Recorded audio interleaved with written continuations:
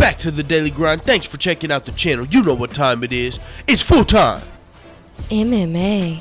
We got UFC Fight Night 116 Rockhold vs. Branch predictions on deck. You can see it on the screen, man. Fucking Platinum Mike Perry, one of my favorite fighters, one of my favorite prospects. I gotta pick against him after doing the research, man. I want him to win by knockout. That's why you see the heart there, but we'll get to it. Let's start at the bottom and get this up, man. I had to do a lot of research on these. That's why it took so long to get this shit up, because I had to do research on every one of these fights. There wasn't really any fight I went into this one knowing which way I was gonna go. I had to do a lot of looking at these guys' records, so let's get to that. Well, the easiest one after research, though, was the first fight of the night. I mean, I don't know who's going to win. It's a heavyweight fight. We got, let me scroll up on my notepad. All right, heavyweight fight. We got Justin Ledet versus Dmitry Sosnovsky. Justin Ledet's 8-0. Both of these guys are undefeated heavyweights. Dimitri's 10-0. Justin Ledet's had 2 fights in the UFC. He's beat Chase Sherman and Mark Godbeer. Both of those fights were in 2016.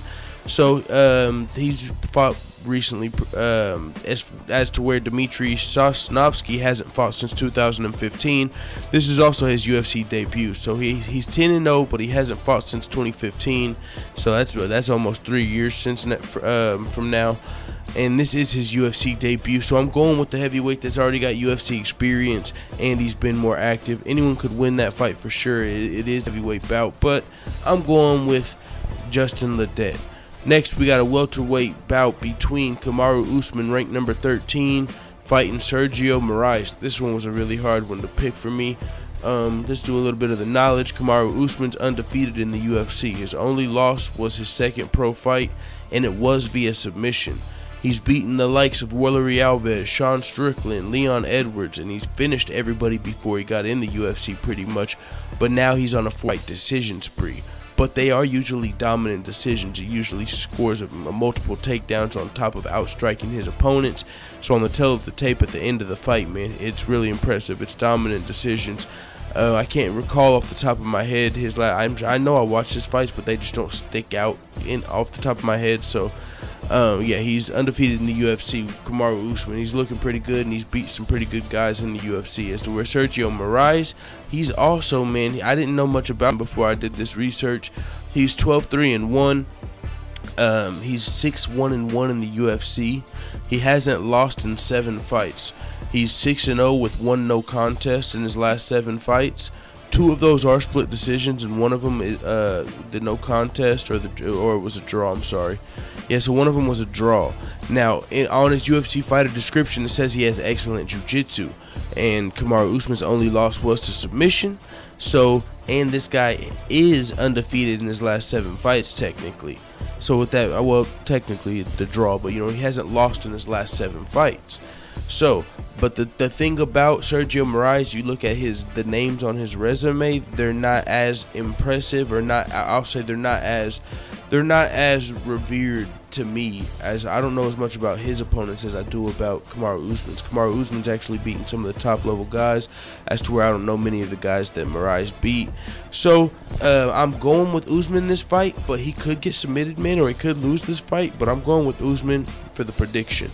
Next, we got Gregor Gillespie, lightweight fight versus Jason Gonzalez. Gregor Gillespie's undefeated, 2-0 in the UFC. He's a well-rounded wrestler. He's got, out of 9 wins, he's got 7 finishes, and out of those, he's got KOs and submissions. He's fighting against Jason Gonzalez. Jason Gonzalez is 11-3. He's 1-1 in the UFC. Now, at first I was like, okay, I'm going to pick Gregor, but the more research I did on Jason Gonzalez, he's a lot better than you would think at first glance. He was on a finishing spree until his UFC debut, where he got KO'd by Drew Dober. Then he came back with a first-round submission to get back on his finishing ways with a submission of JC Cottrell. He's well-rounded. He's only been the distance. One thing against him is he's only been the distance in his pro debut. Every other fight is a finish. He either gets finished or he finishes his opponent, and usually it's in the first or second round. So we haven't really seen much of his gas tank according to his resume. So I'm gonna go ahead and stick with the Gregor Gillespie pick, even though that's who I thought I was gonna pick in the beginning, and I switched it up. So with that being said, yeah, I'm sticking with Gillespie. Microwaves in here taking one of my sticks and shit, man. He's fucking interrupting the flow. So we got Greg there. Next, we're going up to Hector Lombard versus Anthony Smith, man. This one I'm not too comfortable with either. I am picking the underdog here. So I'm going with Anthony Smith, and I'll tell you why. Hector Lombard, both of these guys are really experienced. Hector Lombard is 34-7-1 overall. That's a lot of fights. He's 3-5-1 in the UFC. He's 39 years old. He's on a 3-fight losing streak, and he's got KO'd by Dan Henderson and Neil Magny, and his most recent loss was to Johnny Hendricks. It was a decision. He hasn't won since 2014, which was overturned versus Josh Perkman when he was tested positive for designer steroids, which I can't pronounce what the name of that was, but I did the research, read it, when I was doing the knowledge, it popped up. It was on like MMAfighting.com. So since he's popped dirty for steroids, he hasn't picked up a win, and so it's hard for me to pick him, even though his opponent Anthony Smith, who is younger and also very experienced. Anthony Smith is only like 33 years old, and he's got about 40 fights. I have to pull up his shit. That's, for some reason I didn't write that down, but I got it right here. So Anthony Smith, the thing about this fight, I wanted to pick Anthony Smith pretty easily, but Hector Lombard has good wrestling. He takes guys down. He's really successful with his takedowns, and Anthony Smith is very susceptible to takedowns. So even though Hector Lombard is on a losing streak, and if it's a clean Lombard, you know he hasn't really looked as good since before he tested positive when he was on a 2-fight winning streak, and then he tested positive and he hasn't won since then. So even though Hector Lombard is looking bad, he is a wrestler, and Anthony Smith has shown a weakness to wrestlers. So that's why it's a little harder for me to pick Anthony Smith than I thought it would be. He's also the underdog. He could very easily wrestle fuck this fight and just get rode out, man. And so that's why it's hard for me to, this is another hard fight for me to pick. But I'm going to go ahead and go with Anthony Smith, because one thing about Anthony Smith is he's got a lot of experience, and he's 3-1 in his last 4 fights, and they're all since 2016. He's on a 2-fight knockout spree. He was losing one of those fights pretty handily, but in the round he was able to do what he needed to do to get the finish. So he's coming off of 2 knockouts. Hector Lombard's been getting knocked out. He hasn't been looking good. So there's multiple reasons that make me want to pick Anthony Smith here, even though he is susceptible to takedowns. And so with that being said, let's move on to the co-main event. Mike Perry, Platinum Perry, Mike Platinum Perry, my fucking dude. Fuck, this is hard for me to pick against him, man, because he's one of my favorite fighters, one of my favorite prospects. I'm excited. I'm always want to watch this guy's fights whenever it is. So I'm going to be watching this, even if he loses this fight, which I hope doesn't happen. I'm still going to watch his next fight, man. I'm going to ride till the wheels fall off. Mike Perry's a motherfucking flapping knockout artist. 10 wins, 10 knockouts. That's a 100% knockout rate. His only loss was to Alan Jouban. These are welterweights. His only loss was to Alan Jouban, who he said didn't want to engage. Mike Platinum Perry, one of his most famous sayings to me, it was so fucking hilarious.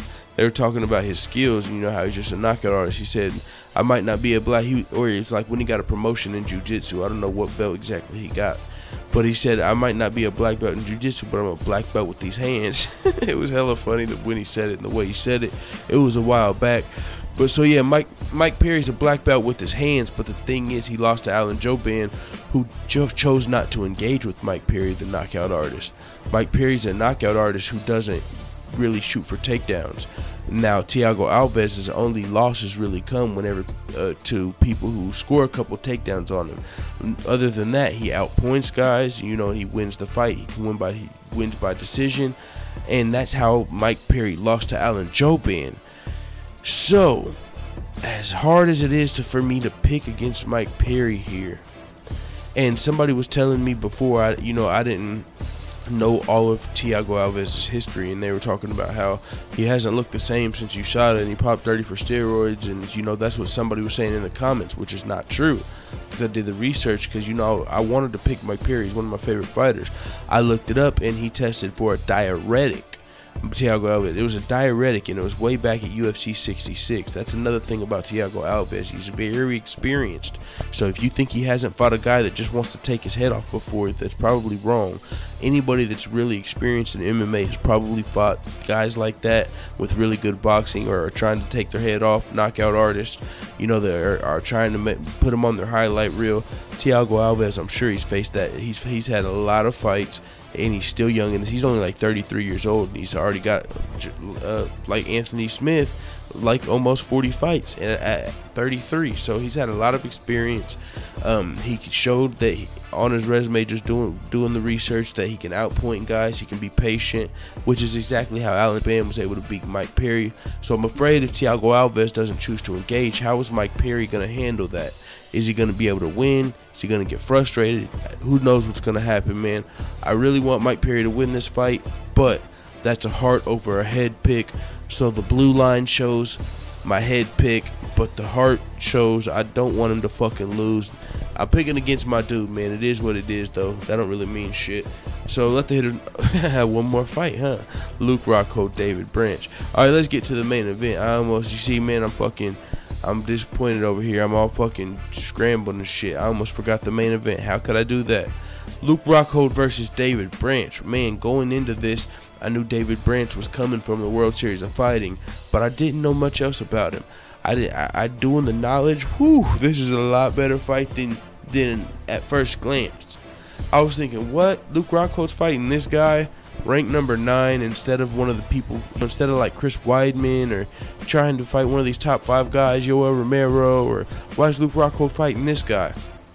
And you know, it was like Luke Rockhold thought, you know, the general consensus is it's like, oh, he's trying to get an easy win.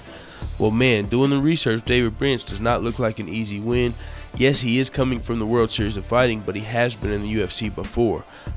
He lost to Husamar Paul Harris, and I don't know if he was cut or what, but he was on a 2-fight winning streak. Then he lost to Paul Harris, and he got either dropped or his contract was up with the UFC, and he went on a motherfucking tear. He fought 2 times, got a win streak. Then he went on an 11-fight win streak after that, after I lost to Rumble Johnson outside of the UFC.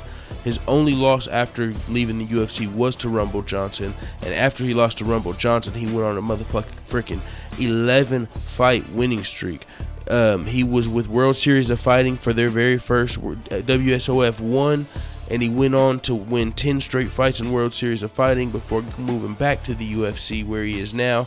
He scored a split decision win over Krzysztof Jotko, moving him to the number 9th ranked spot, and man, that's where David Branch is now. So if you don't know much about him, he is on an 11-fight win streak currently. He was undefeated his entire stint in the World Series of Fighting, which is pretty much the C League, I mean, some people would say, because Bellator they call the B League, UFC's the A League, World Series of Fighting was next up. They changed their name, but World Series of Fighting, definitely, that's where Justin Gaethje came from, and amongst many others, Marlon Moraes. So David Branch went over there, held it down, undefeated. Now he's back in the UFC, still undefeated, and he's fighting against former title holder, former world champion, Luke Rockhold. Luke Rockhold, he was looking like he was going to be a dominant champion, man. He was on a finishing streak before he got stopped by Left Hook Larry. Michael Bisping shocked the world. Before Michael Bisping shocked the world and knocked out Luke Rockhold in the first round. He had just came off of winning the championship over Chris Weidman, 4th round TKO. Before that, his only loss in the UFC was to Vitor Belfort, and this was pre-USADA. He went on a 4-5 fight winning streak to gain the title from Chris Weidman in his first defense. It was looking like everybody counted Michael Bisping out, and he fucking lost the belt. Now people question Luke Rockhold's chin. How will he, you know, even though now one thing about David Branch is he doesn't knock guys out. Looking at his record in his 11-fight win streak, I don't believe he has one knockout, and that's really what people are worried about with Luke Rockhold, is his chin. But Michael Bisping isn't known as a knockout artist either, so you don't have to be a knockout artist to knock out Luke Rockhold. So man, David Branch is a underdog in this fight. He's picked to lose. A lot of people have him losing. But, man, even though I'm picking Luke Rockhold to win this fight on my predictions, you know I got that fake money series, whatever. We got a fake money bankroll going. We're at $512 after a big win on Amanda Nunes last week. So I'm about to do that right after this. But I think I might put like $100 fake dollars, man, on fucking David Branch because he is on an 11-fight win streak. Luke Rockhold got upset by Michael Bisping of all people. He's not known as a knockout artist. I mean, it's tough. I'm picking Luke Rockhold to win the fight, but you know, it's good. David Branch is underrated a little bit, and he's been in the UFC before. He's experienced. He's undefeated, 11-fight win streak. I mean, so it is what it is, man. These are my predictions for UFC Fight Night 116, I believe. Rockhold versus Branch. Let the haters know what the fuck you talking about in the comments, dude.